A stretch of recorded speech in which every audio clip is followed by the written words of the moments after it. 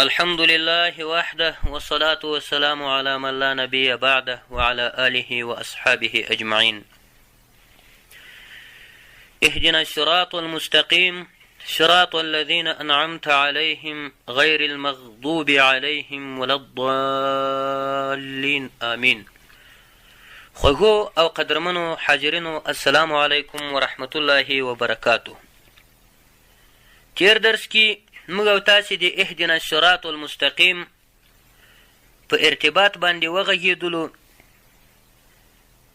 نن به هم د اهدنا الصراط المستقیم چې بنده خپل خدای جل جلاله ته سوال کوي او دعا کوي او دا ورته وایي چې اهدنا هدایت وکړې، لارښوونه وکړې موږ ته الصراط المستقیم د هغه لارې څخې.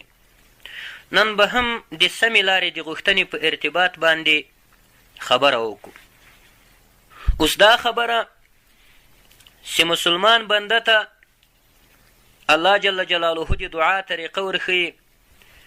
اول طریقه خو دا ده چې په سر کې چې کله یو انسان دعا کوي نو د دعا په سر کې باید د خدای جل جلاله حمد ادا کړي، د الله جل جلاله حمد دا ادا کړي.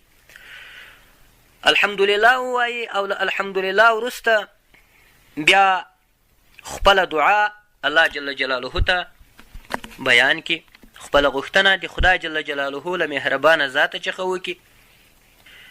ځکه چې الله جل جلاله په قرآن کریم کې موږ ته دغه طریقه راښولې ده. په سر کې الحمدلله رب العالمین الرحمن الرحیم مالک یوم الدین ایاک نعبد و ایاک نستعین. بیا وروسته اهدنا الصراط المستقیم صراط الذین انعمت علیهم. وینې بیا یې وروسته دعا ورته کړې. نو ګورئ هر انسان او هر مسلمان چې الله جل جلاله ته دعا کوي او د خدای جل جلاله په دربار کې لاسونه پورته کوي نو اول به څه کوي؟ اول به د خدای جل جلاله حمد او ثنا ادا کوي. ګوره حضرت محمد مصطفی صلی الله علیه و آله وسلم د موږ او د تاسې پیشوا او مقتدا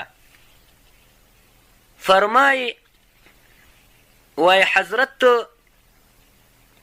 ابراهیم علی نبینا و علیه الصلاة والتسلیم چې چا پوښتنه وکړه او دا یې ورته وویلې چې ته د الحمدلله رب العالمین د حمد په ارتباط باندې څه نظر لرې چې حمد څه وړ شی ده د خدای جل جلاله حمد. وای ده په جواب کې ورته وویلې چې حمد د خدای جل جلاله د نعمتونو ابتدا او شروع هم له حمده څخه سوې ده او د الله جل جلاله د نعمتونو انتها او ختمېدو هم په حمد باندې کېږي.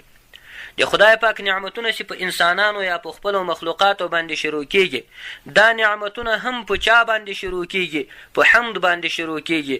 او کله چې د الله جل جلاله نعمتونه په انسان باندې بشپړ کېږي نو بیا هم په حمد باندې بشپړ کېږي.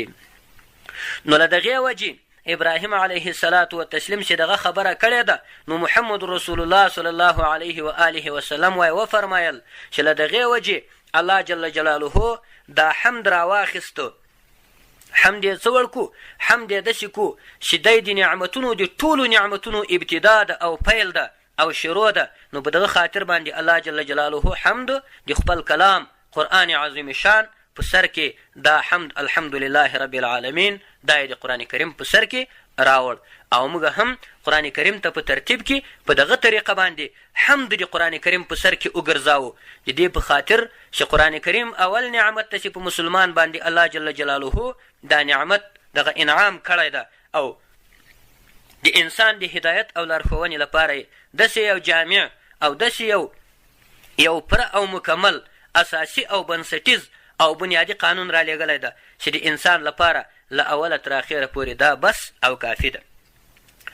نو په دغه خاطر چې حمد د ټولو نعمتونو ابتدا ده نو ځکه د قرآن کریم په سر کې الحمدلله رب العالمین راوړل سوه او په دې خاطر باندې چې ګورئ حمد د ټولو نعمتونو انتها ده، یعنی نعمتونه چې په تا باندې ختم شي بیا به هم د خدای جل جلاله حمد ادا کوي چې خدای پاکه څومره بشپړ او پوره نعمتونه دې ماته راکړو.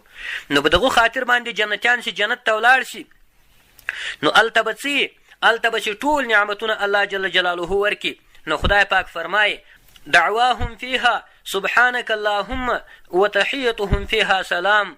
په دا جنت کې به د جنتیانو ترمنځ هغه په خپل منځ کې هغه دعا چې کومه ده، هغه د دوی ذکر چې کوم ده، هغه به څه شي؟ د جنتیان چې کله جنت ته ولاړ شي، د جنت په جریان کې د نعمتونو په منځ کې به د دوی غوښتنه په جنت کې څه شي؟ سبحانك اللهم. د دوی دعا به دای، یعنې د دوی بلنه چې خدای بولي او خپل خدای یادوي، څه به ورته وایي؟ سبحانك اللهم سبحانك اللهم سبحانك اللهم سبحانك اللهم. دغه به جنتیان په جنت کې د جنتیانو ذکري. وتحیتهم فيها سلام.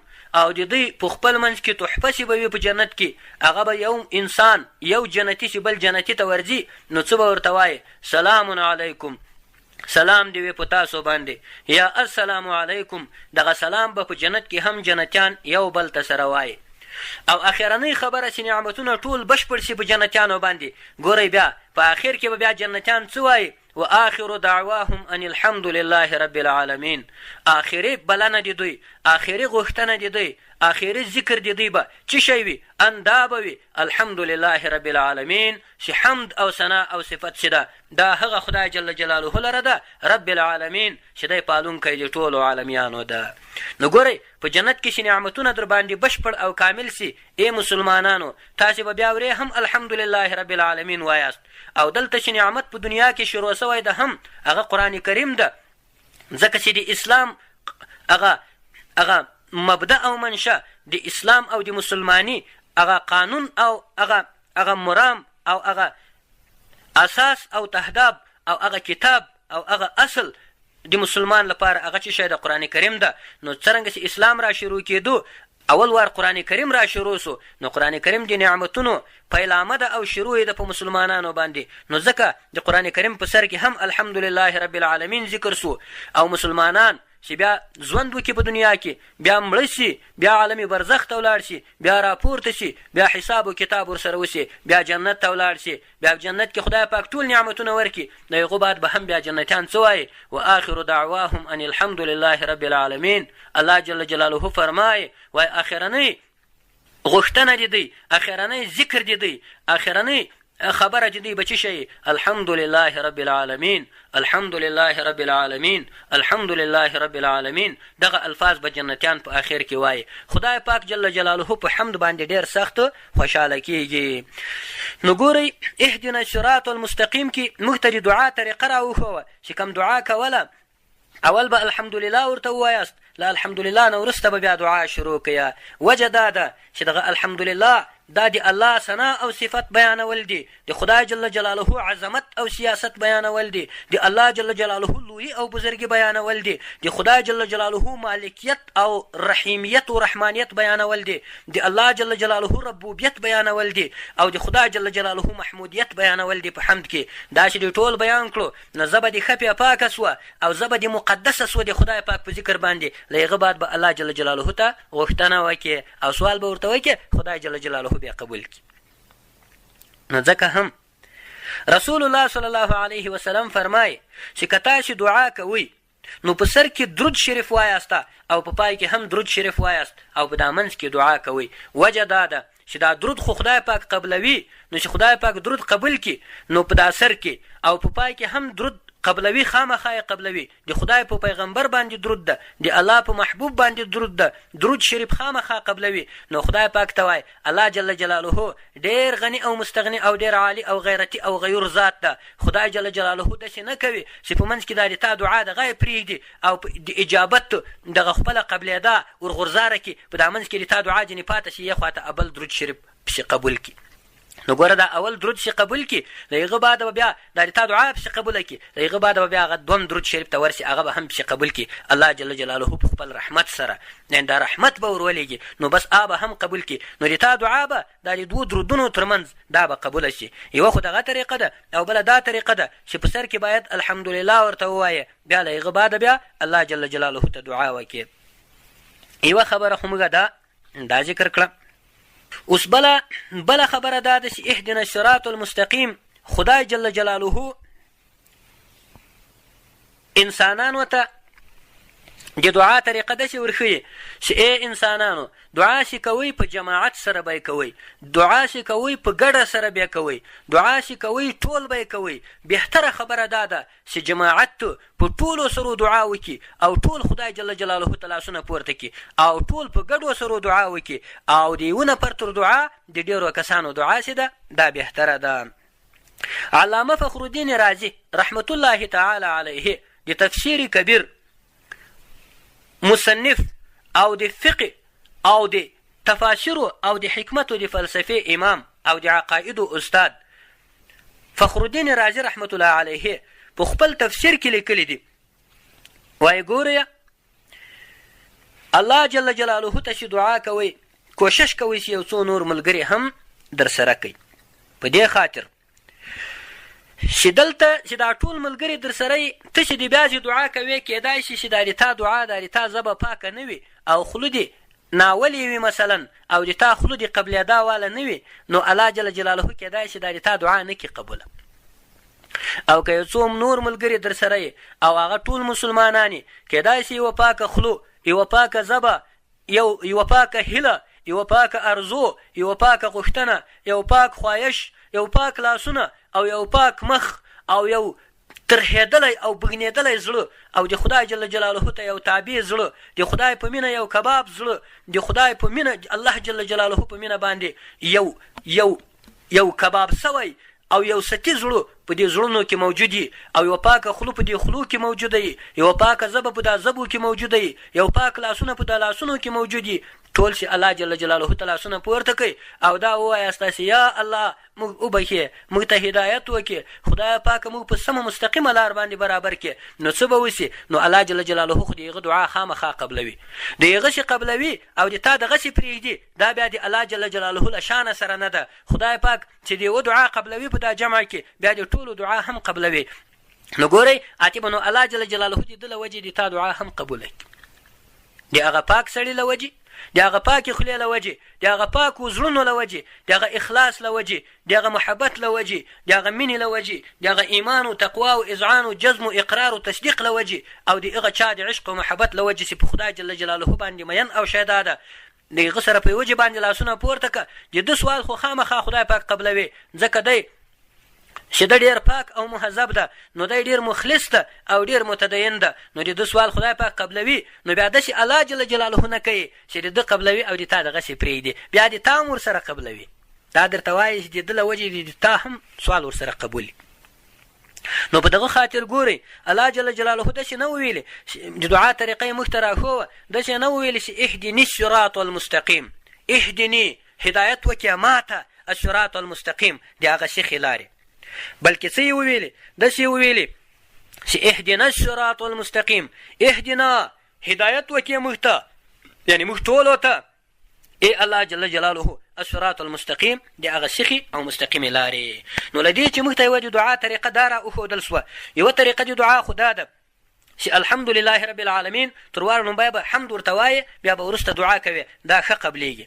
بله طریقه یې په احادیثو کې ما تاسې ته پسې در وښووه، هغه دا ده چې په سر کې درود شریف ورته ووایه، په پای کې هم درود شریف ورته ووایه، په منځ کې دعا وکړه. اول مثلا درود شریف چې دې وویل د هغه بعده به دعا وکړې، د هغه بعده به بیا درود شریف پسې ووایې، نو خدای پاک دا درودونه قبلوي. نو په دا منځ کې دا تا دعا دغسې نه پرېږدي، دا هم طردا للباب دا پسې ورسره قبلوي او خدای پاک وایي چې دا مې هم پسې قبوله کړه. او دومه طریقه د دعا دا سوه چې ګورئ دا دوه طریقې. درېیمه طریقه د دعا دا سوه چې دعا چې کوې یو څو ملګري له ځانه سره پیدا که او دا ټول در سره کېنوه او دا ورته ووایه چې راځئ چې الله جل جلاله ته د هدایت سوال وکړو، خدای پاک جل جلاله ته د مغفرت سوال وکړو. نو علما ځکه په هدیرو کې او په مساجدو کې او په جمعو کې او په اعیادو کې او په موعظو کې او په خطبو کې دعاګانې کوي. وجه دا یې چې ګورې دلته خو ډېرې خولې او ډېر سړي او ډېر سرونه او د خدای ډېر بندګان ناست دي، راځئ چې په دا ټولو سره دعا وکړو. کیدای شي د یوه لاسونه پاکي، د یوه خوله پاکوي او د یوه ذهن پاکي او د دوه ذهن پاکي او د لسو ذهن پاکي او د دوی زړونه پاکي او د دوی دعا محل د اجابت ته رسیږي. نو الله جل جلاله چې د هغو دعا قبلوي، موږ هم د هغو ملګري یو دلته ورسره ناست یو. خدای پاک بیا داسې نه کوي چې د دوی دعا قبلوي د موږ نه قبلوي، بیا د موږ هم ورسره قبلوي. نو په دغه خاطر دعا چې کوئ اجتماعي دعا چې ده دا بهتره دعا ده، په قرآن کریم کې ثابته ده، په الحمدلله کې وار له واره ثابته ده. الله جل جلاله موږ او تاسو ته دغه طریقه راښولې، اهدنا الصراط المستقیم، اهدنا هدایت وکړي موږ ته یا الله جل جلاله. داسې نه وویلې چې ګوره چې هدایت وکړي ما ته، بلکې څه یې ویلې اهدنا هدایت وکوي موږ ته الصراط المستقیم، د هغه سیخې لارې یا الله جل جلاله. نو ګوره دا درېیمه طریقه موږ او تاسې د دعا زده کړه. دلته اوس دا خبره چې الصراط المستقیم، صراط خو لارې ته ویل کېږي، صراط چې ده دا لارې ته ویل کېږي. اهدنا هدایت وکړي موږ ته الصراط المستقیم، د هغه لارې سیخې. اوس صراط خو لارې ته ویل کېږي، خو اوس خبره دا ده چې دلته خو طریق هم لارې ته ویل کېږي او سبیل هم لارې ته ویل کېږي. نو ګوره چې خدای پاک موږ ته دعا راښووه، داسې ولې نه وویل چې اهدنا الطریق المستقیم یا اهدنا السبیل المستقیم؟ سبیل هم لارې ته ویل کېږي، صراط هم لارې ته ویل کېږي، طریق هم لارې ته ویل کېږي. نو خدای جل جلاله ولې داسې خبره وکړه چې اهدنا الصراط المستقیم؟ داسې ولې نه وویل چې اهدنا السبیل المستقیم؟ نه یې داسې وویل چې اهدنا الطریق المستقیم؟ دا یې ولې نه وویل؟ نو په دې کې تفاسیر او حکمت دی الله جل جلاله داسې بیان کړی ده. وایي ګورئ انسانانو، خدای جل جلاله د سبیل په ځای باندې، یعنې د لارې په ځای باندې او د طریق په ځای باندې د صراط خبره وکړه. په دې کې د الله جل جلاله دې ته اراده، دې ته دغه حکمت یې و چې الله جل جلاله تا ته در په یاد کې چې ګوره پل صراط در په یاد کې اهدنا الصراط والمستقیم صراط چې ذکر کو. نو دا په دې کې د خدای پاک دې ته اشاره وه چې انسانانو ته دا ور وښیي چې ګورئ پل صراط ته به هم ورځئ، پل صراط هم در په یاد که صراط و جهنمه، هغه لاره د دوزخ چې په دوزخ باندې برسیره تېرېږي او څوک پکې کامیابېږي او تېرېدای شي او څوک بیا کته ورلوېږي. هغه پل صراط چې هغه تر ویښته نری ده او تر چړې تېره ده او ډېر سخت نری ده او ډېر تک تور ده او انسان به د الله جل جلاله په محض فضل و کرم باندې پې تېرېدای شي او بې له فضل و کرمه د الله جل جلاله څوک نشي پې تېرېدای. نو ګوره هغه پل صراط یا هغه صراط و جهنم هغه خو ډېر مشهور و، هر چا ته معلوم و چې دا صراط بولي. نو ګوره طریق یې نه بولي او سبیل یې نه بولي. نو دلته هم په قرآن کریم کې خدای پاک دې ته اشاره وکړه چې اهدنا الصراط المستقیم، یا الله جل جلاله موږ ته راوښیې الصراط المستقیم، هغه لاره سیخه. نو ګوره چې صراط یې ذکر کو، تا ته یې پل صراط هم در په یاد کو چې ای انسانه ګوره ډېر اسانه یې مه بوله، اسانه یې هم مه بوله، له الله جل جلاله چې وډار سه، له خدایه وویرېږه. دلته چې ته په دنیا کې ژوند کوې بیا به تا ته عزرائیل علیه السلام راځي او د تا به زلکدن یا به د جان کندن او د تا به د نزع حالت او له تا چې به روح وځي، بیا چې روح وځي بیا که تو بدبخته وې او د خدای جل جلاله دښمن وې العیاذ بالله او تا بد عملونه کړي او تا د خدای جل جلاله په دین باندې ملنډې وهلې وې او تا د خدای امر ته غاړه نه ښووه او په تا باندې روا او ناروا ټول سره یو، نو بیا به څه کېږي؟ بیا به وایي د دې سړي روح دومره په سختي باندې وځي لکه په یوه بام کې چې یوه درڅه موجوده وي، په یوه بام کې یوه درڅه او دا ډېره تنګه درڅه وي او ته د بام په سر باندې د زلرګو یو غټ بار دا کېږدې او یو پړی پکې واچوې او تر دا درڅې یې کته راوباسې کوټې ته او دا پړی راکشیې تر څو دا د زلرګو او دا د ازغو بار دا مکمل تر دغې درڅه راوباسې.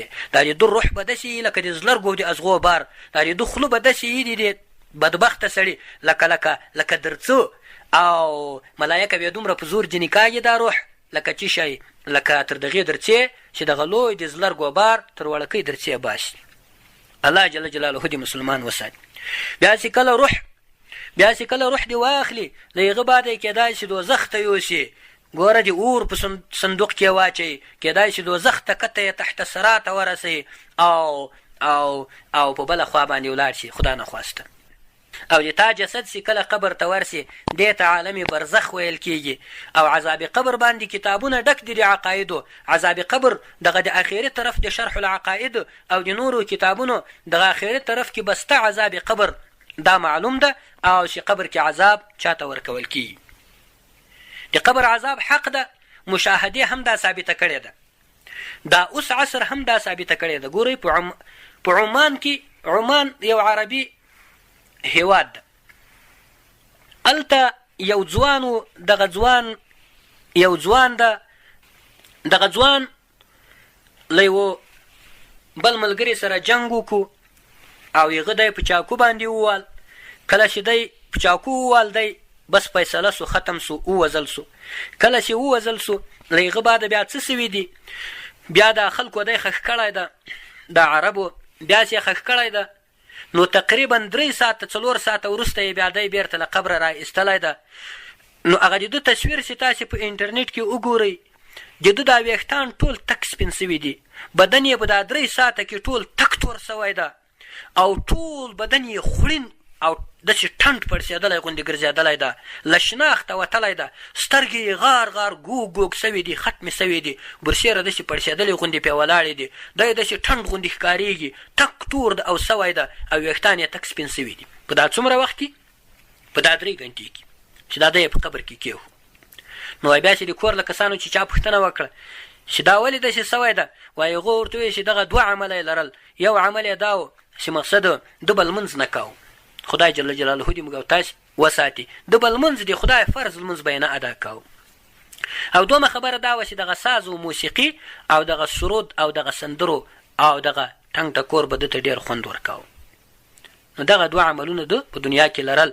نو کله چې دی ووژل سو، کله چې دی خښ سو، 3 غنټې بعد یې د امتحان لپاره بیرته راویست له قبره چې ګوري تاسې هغه تصویر که ووینئ حیران به ورته پاته سئ. د ده د ځواني ویښتان، هغه تک تور ویښتان په 3 غنټې کې تک سپین ګرځېدلی دي د خدای پاک له عذابه چې، او د ده دا بدن چې کوم ده دا داسې ټنډ غوندې ګرځېدلی ده، تک تور سوی ده او داسې پړسېدلی غوندې ده په 3 غنټې کې.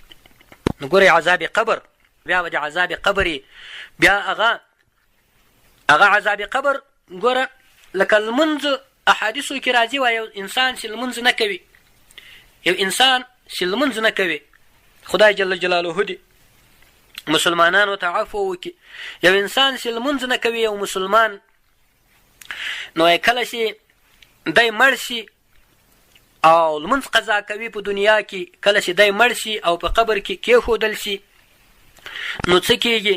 یو مار وایي ورته راځي چې هغه مار به ډېر اوږد ماري او بل به د دغه مار په دغه بدن باندې داسې غټې غټې وړۍ ولاړې، سیسن مار به او دا سر به یې پکي، په سر باندې به یې بلکل ویښتان نه.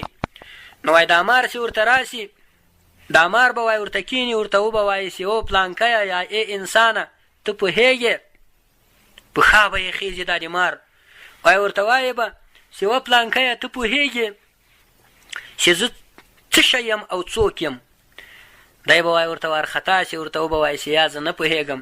نو وایي دا مار به ورته وایي چې زه یو مار یم، جریش نومېږم او د هغه چا لپاره الله جل جلاله معذب کړی یم چې هغه په دنیا کې لمونځ نه کوي، او دا سر ته خو مې وګوره ټول بدن مې سیسن ده، مګر دا سر مې پک ده، په سر باندې مې هېڅ ویښتان نسته، ته پوهېږې چې دا ولې داسې ده؟ وایي دی به ورته وایي چې یا زه نه پوهېږم. وایي هغه به ورته وایي دا مار چې د ما په سر کې داسې رقم دا زهر تیز دي چې د ما دا د سر ویښتان یې ټول کته تو کړي دي. نو زه الله جل جلاله را لېږلی یم، د سهار د لمانځه په قضا کېدا باندې به د چیچم او خولې به در باندې لګوم تر ماشپینه پورې، د ماشپین د لمانځه په قضا کېدا باندې به د چیچم او خولې به در باندې لګوم او تا به ټک وهم په سر او په پښو باندې تر مازدیګره پورې، د مازدیګر د لمانځه په قضا کېدا چې تا قضا کړی د غوټې در باندې لګوم او تا به خورم تر ماښامه پورې، د ماښام د لمانځه په قضا کېدا به د چیچم او حملې به در باندې کوم تر ماخوستنه پورې، د ماخوستن د لمانځه په قضا کېدا به تا دغسې خورم او چیچم تر سهاره پورې، تر قیامته پورې به د ما او د تا دغه حال سره. بیا به وایي له هغه بعد دا د ده په سر باندې خوله ور ولګوي، کله چې خوله ور ولګوي نو دا دغه د مار داړې او غاښونه چې کوم دي دا به د ده په دا سر کې سره ننوځي، او دغه داړې او غاښونه چې کوم دي د دغو په سر کې به داسې سوري لکه د پیچکاري د ستنې په شان باندې، دا وایي چې کله د ده په سر کې سره ننوځي دا د زهرو به چڼا خېږي، د ده له سره چې به ور انتقالېږي او دا دغه د بېنماز سړي سر ته به دا ور انتقالېږي. نو په سر کې به د مزغو او د کوپرۍ کرپی جوړ شي د انسان او دی به سر راټولوي یو مخ به داسې راګرج سي او راغبرګ به شي په دا قبر کې او سر به یې پښو ته بیرته راورسېږي. بیا به وایي دی پرېږدي په پښو باندې به خلور ولګوي. بیا به وایي په دا پښو کې داسې کړپی خېږي. بیا به وایي دا پښې راټولوي پښې به یې سر ته راورسېږي. دا مار به تر ورځې د قیامته پورې د سره دا عمل کوي. ځکه بېنمازي چې کومه ده دا ډېره عظیمه ګناه ده. بیا به وروسته ویقیمون الصلاة کې دا بیان انشاء الله راشي. نو اهدنا الصراط المستقیم، ای خدای جل جلاله موږ ته راوښیې هغه لاره هغه سیخه. نو ګوره بیا د قبر عذاب ده. له قبره بعد بیا چې کله قیامت کېږي تر هغه پورې تا ته عذاب در کېږي، ډېره سخته خبره ده. بیا له هغه بعده به راپورته کېږي، د خدای جل جلاله عتاب او خطاب به درته متوجه، د خدای جل جلاله حساب او کتاب به درته متوجه. الله تعالی جل جلاله به له تا سره حسابونه او کتابونه کوي. خدای پاک به قاضي او عادل. الله جل جلاله خو په هر وخت کې عادل ده، یعنی قضا به په هغه ورځ د الله جل جلاله په لاس کې. بیا به له هغه بعد بیا څه کېږي؟ بیا به ته په پل صراط باندې تېرېږي. نو دغه صراط خدای جل جلاله موږ ته راپام کوي. نو ځکه وایي الله پاک په قرآن کریم کې ویل چې اهدنا الصراط المستقیم، داسې نه ویل چې اهدنا السبیل المستقیم، او داسې هم نه ویل چې اهدنا الطریق المستقیم، بلکې څه یې وویل؟ الصراط المستقیم. یعنی خدای پاک موږ ته سیخه لاره راوښیه. نو ګوره دا خبره باندې به موږ ډېره پاپشاري او ډېر ټینګار کوو، یعنی په لمانځه کې به دې خبرې ته ښه متوجه یو چې یا خدای پاکه ما ته سیخه لاره راوښیه. سیخه لار هغه لار ده چې یوې بلې خوا ته نه یې کږه، نه افراط پکې نه تفریط پکې، لکه د محمد رسول الله صلی الله علیه و آله وسلم امت چې خدای جل جلاله پیدا کړی ده او امت وسط یې ورته ویلی ده. وکذلک جعلناکم امة وسطا لتكونوا شهداء على الناس ويكون الرسول عليكم شهيدا وما جعلنا القبلة التي كنت عليها إلا لنعلم من يتبع الرسول ممن ينقلب على عاقبيه. ګوره وکذلک او دغه رنګه جعلناکم موږ تاسې ګرځولي یاسته ای د محمد رسول الله امته. څه شی مو ګرځولي یاست؟ خدای پاک وایي امة وسطا، تاسې امت وسط ګرځولی یاست. هغه امت هم ګرځولی یاسته چې په تا کې نه افراط سته او نه تفریط سته، نه زیادت پکې سته نه کمبود پکې سته. داسې یو امت ته چې هغه متوسط او معتدل امت ته د محمد رسول الله صلی الله علیه و آله وسلم. لتكونوا شهداء على الناس، د دې لپاره چې تاسې شاهدان واوسئ په خلکو باندې. ويكون الرسول عليكم شهيدا، او محمد رسول الله صلی الله علیه و آله وسلم بیا په تا باندې بیا په تاسې باندې بیا شاهد وګرځي په ورځ د قیامت باندې. نو ګوره امت وسط هغه د محمد رسول الله صلی الله علیه وسلم امت ته. خو د دغه امت لاره او طریقه چې کومه ده، د دغه امت لاره او طریقه چې کومه ده، هغه لاره طریقه چې کومه ده چې په صحیح توګه باندې سړی پرې روان سي، دغې ته صراط مستقیم ویل کېږي. مستقیمه لار چې نه افراط وي پکې او نه تفریط وي پکې، نه زیادت وي پکې نه کمبود وي پکې. د قرآن کریم د دې آیت مصداق وي چې وکذلک جعلناکم امة وسطا لتكونوا شهداء على الناس. موږ تاسې پیدا کړي یاست امت وسط، یعنی هغه متوسط هغه معتدل امت هم پیدا کړي یاست. لتكونوا شهداء على الناس، د دې لپاره چې تاسې په خلکو باندې شاهدان واوسئ. ګوره دې ته الله جل جلاله خیر امت هم ویلی ده. کنتم خیر امة اخرجت للناس تأمرون بالمعروف وتنهون عن المنکر. تاسې بهتر د امتونو یاسته. اخرجت للناس چې هغه امت چې را ایستل سوی د لپاره د خلکو. تأمرون بالمعروف، تاسې به امر کوئ په نیکي باندې. وتنهون عن المنکر، او تاسې به خلک له بدو لارو او له بدو چارو او له بدو کارو څخه رامنع کوئ او راګرځوئ به یې. نو ګوره اهدنا الصراط المستقیم موږ ته راوښیې ای خدای جل جلاله الصراط المستقیم، هغه لاره چې هغه سیخه لاره ده، چې هغه مستقیمه لاره ده. نو ګورئ علامه فخرالدین رازي رحمت الله علیه خپل تفسیر شریف کې فرمایي، وایي ګورئ د هندسې په حساب باندې چې سړی پام ورته وکړي، یو خط مستقیم ده، یو خط منکسر ده، او یو خط منحنی ده مثلا، او دغه نور خطونه دي چې هغه کاږه کاږه خطونه دي. په یغو خطونو کې فاصله ډیره زیاته وي. منکسر خط چې کوم ده د ده په د انکساري نقطو کې چې سړی رواني، نو دلته چې ده د نقطو فاصله بیخي زیاتیږي او مسافه یو مخ زیاتیږي که دا سره سیخ شي. په منحني خط کې هم دغه ده چې دا انحنایي حالت دا سره راتوی کوي فاصله بیخي زیاتیږي. مګر مستقیم خط چې کوم ده دا له اولې نقطې چې څرنګه شروع شي فاصله یې په الحاله بیرته اولې نقطې ته رسیږي، اخرنۍ نقطې ته، په دې خاطر چې په ده کې استقامت موجود ده. نو ګوره اهدنا الصراط المستقیم، ګوره ای خدای جل جلاله موږ ته هغه مستقیمه لار راوښیې چې هغه تا ته زر سړی پې در رسېدای شي. ای الله جل جلاله موږ ته هغه لاره راوښیې چې تا ته څوک زر پې در رسېدای شي. مسلمان خو الله جل جلاله ته ځان رسوي، نو څوک چې خدای جل جلاله او د خدای جل جلاله رضا ته ځان رسوي نو ګوره هغه به څه ور رسېږي؟ هغه به د خدای جل جلاله په هدایت باندې رسېږي. نو سړی باید الله جل جلاله ته ووایي چې اهدنا الصراط المستقیم، لارښوونه وکړي موږ ته یا الله جل جلاله الصراط المستقیم، د هغې لارې چې هغه څه شی ده؟ هغه سیخه لاره. اوس دا خبره چې صراط الذین انعمت علیهم، دغه خبره به انشاءالله په راتلونکي درس کې بیا پې غږیږو. د اوس لپاره دغومره بس ده. والسلام عليكم ورحمة الله وبركاته. أقول قولي هذا أستغفر الله لي ولكم أجمعين، وصلى الله تعالى على خير خلقه محمد وآله وصحبه أجمعين برحمتك يا أرحم الراحمين.